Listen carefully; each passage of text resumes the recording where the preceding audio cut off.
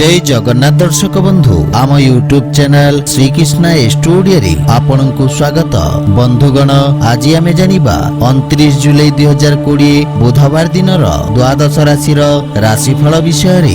एही दैनिक राशिफल चंद्रंक गोचर गणना को नहीं आधारित एवं चंद्रंक गोचर गणना आम जीवन रे बहुत प्रभाव पकई थाए। तो आसंतु सर्वप्रथमे जानिबा आजिर तिथि और राशि नक्षत्र विषय रे। आज होची श्रावण शुक्ल पक्ष दशमी रात्र 1 घंटा 16 मिनिट गते एकादशी।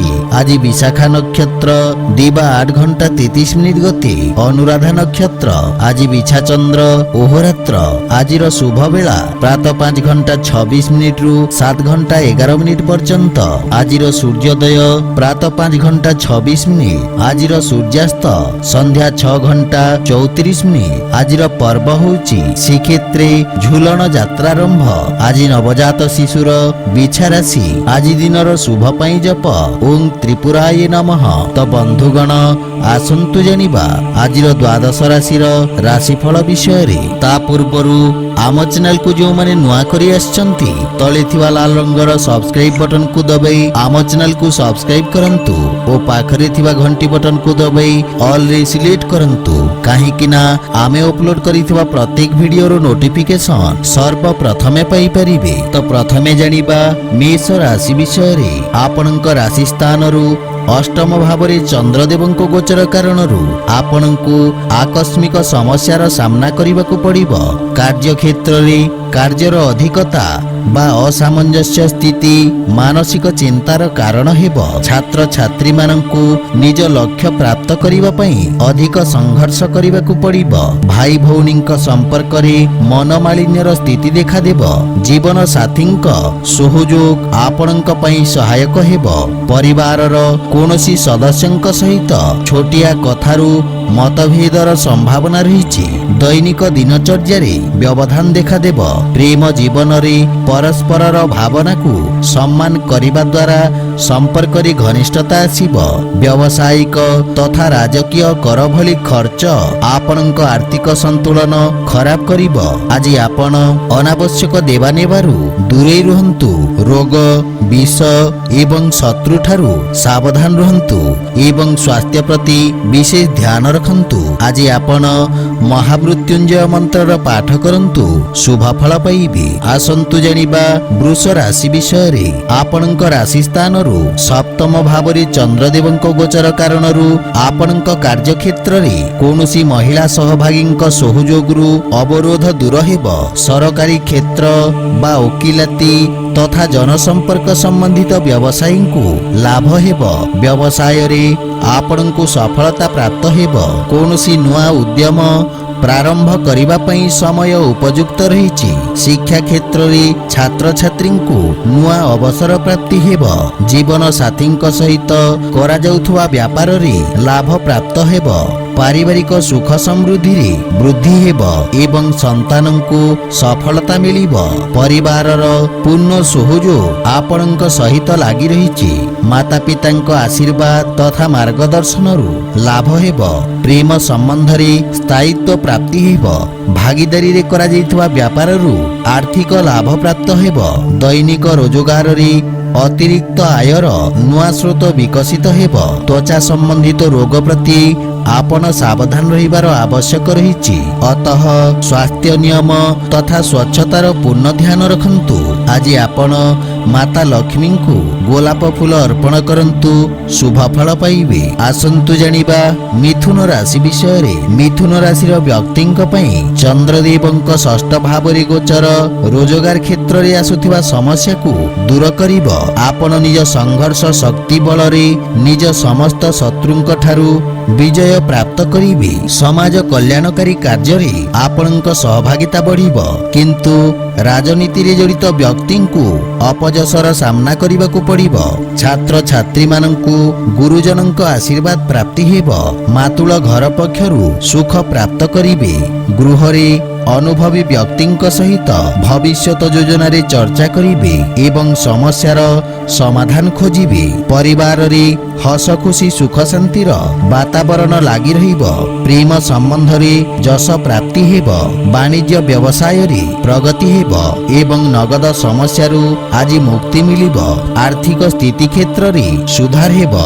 ऋण मुक्तिर प्रयास सफल सिद्ध हेबो, किंतु धनर अपव्यय रु दूरे रुहंतु। उदर संबंधित रोग रु मुक्ति मिलिबो एवं मानसिक रूप रे सुस्थ बा स्फूर्तिवान अनुभव करिवे। आज आपण श्री लक्ष्मी नारायणଙ୍କ उपासना करंतु, शुभ फल पाइबे। आसंतु जनिबा कर्कट राशि विषय रे। आपणଙ୍କ राशिरु पंचम भाव रे चंद्रदेवଙ୍କ गोचर समस्त वर्गर छात्र छात्रीଙ୍କ अवरोध को दूर करिबो।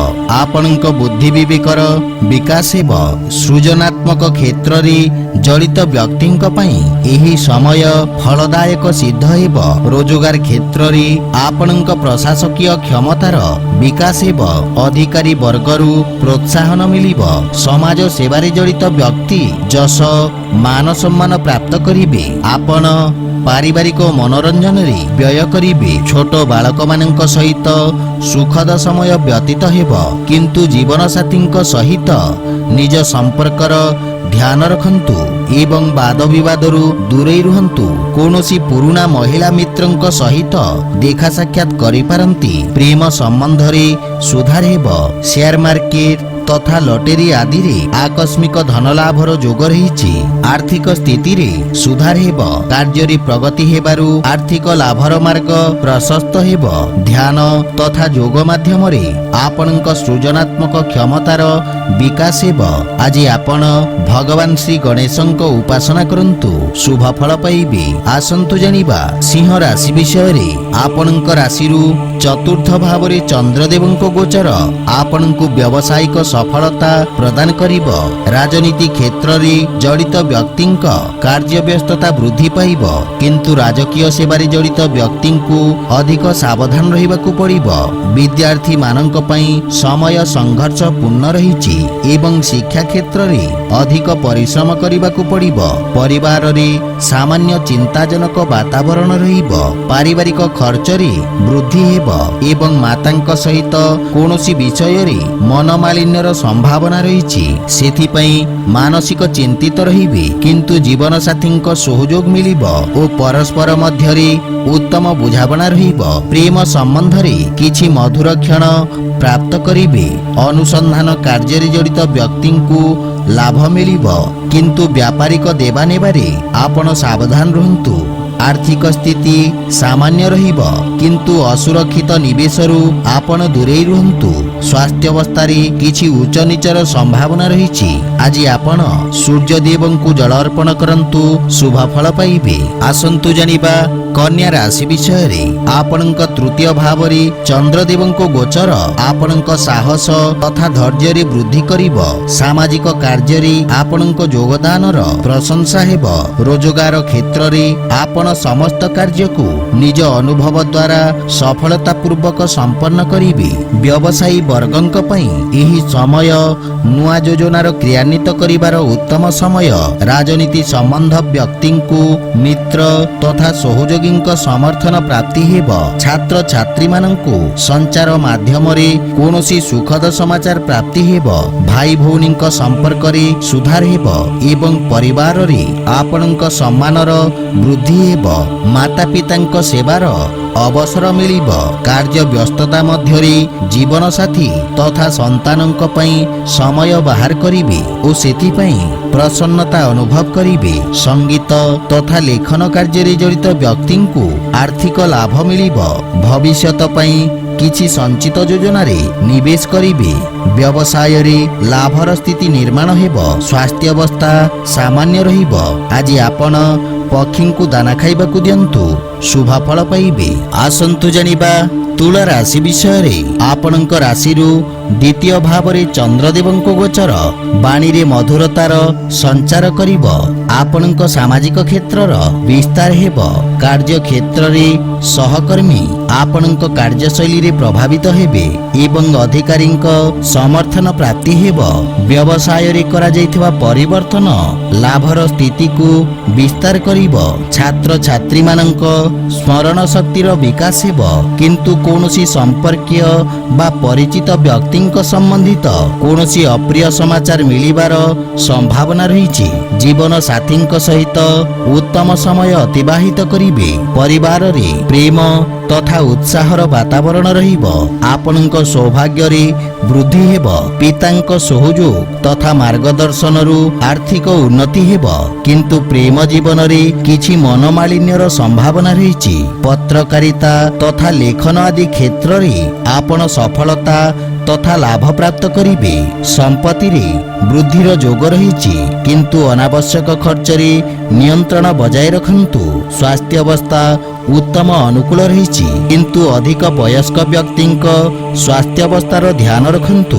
आज आपण भगवान श्री राधाकृष्ण को तुलसी अर्पण करंतु, शुभफल पाइबे। आसंतु जानिबा बिछा राशि विषय रे आपणक राशि स्थान रे चंद्रदेवंक गोचर आपणक व्यक्तित्व रे आकर्षण बा आत्मविश्वास रे वृद्धि करिब। सामाजिक तथा रोजगार क्षेत्र रे आपणक नेतृत्व क्षमता सहयोगी को प्रभावित करिब। व्यापार क्षेत्र रे आपणक द्वारा करा जायथिबा परिवर्तन सकारात्मक परिणाम प्रदान करिब। छात्र छात्री माननकु आशातीत क्षेत्र रे उच्च शिक्षार मार्ग प्रशस्त हेब। पितांक परामर्श सहायक साब्यस्त हेब। जीवन साथींक पक्षरु सम्मान प्राप्ति हेब। अजा ओ आईंक पक्षरु लाभर संभावना रही। विदेशरु सुखद समाचार मिलिब। विवाह योग्य व्यक्तिंकु किछि उत्तम प्रस्ताव मिलिबार संभावना रही। प्रेम जीवन रे मधुरता लागी रहिब। संपादक रिपोर्टर तथा अध्यापक कार्य करुथुवा व्यक्ति राजकीय पक्षरु लाभवान हेबे। कौनसी प्रकार नुआ सरकारी अनुबंध प्राप्ति हेबार संभावना रही। आर्थिक पक्ष मजबूत हेबाकु लागिब। स्वास्थ्य अवस्था उत्तम रहिब, किंतु दिनचर्या को व्यवस्थित रखंतु। आज आपण भगवान गणेशंकु दुब अर्पण करंतु, शुभफल पाइबे। आसंतु जानिबा धनु राशि विषय रे आपणक राशि स्थान रु द्वादश भाव रे चंद्रदेवंक गोचर व्यवसाय रे किछि अनावश्यक व्यवधान उत्पन्न करिब। समस्त प्रकार अनैतिक आचरण तथा गतिविधि रु आपण दूरेई रुहंतु। अधिकारी पक्षरु मनोमालिन्य वाद विवादर संभावना रही। रोजगार क्षेत्र रे परिवर्तन पई समय शुभ नुहे। छात्र छात्री को निज लक्ष्य प्राप्त करिबारे अधिक परिश्रम करिबाकु पड़िब। धैर्य तथा एकाग्रता सहित निज पारिवारिक कर्तव्यर निर्वाहन करिवे। पारिवारिक खर्च रे वृद्धि आपण को मानसिक चिंतित करिब। आपण निज भविष्यत तथा पारिवारिक संपर्क को नहीं चिंतित रहिबे, किंतु बाणी रे नियंत्रण बजाय रखंतु। प्रेम संपर्क रे मध्य किछि समस्या उत्पन्न होई पारे। आपणक व्यापारिक खर्च रे वृद्धि घटिब।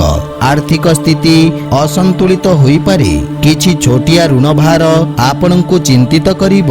आयर नुआ स्रोत रे ध्यान केंद्रित करिबार आवश्यक रहिछि। स्वास्थ्य प्रति सावधान रहंतु तथा मन को एकाग्र और शांत रखिबार प्रयास करंतु। आज आपण बजरंग बाण पाठ करंतु, शुभफल पाइबे।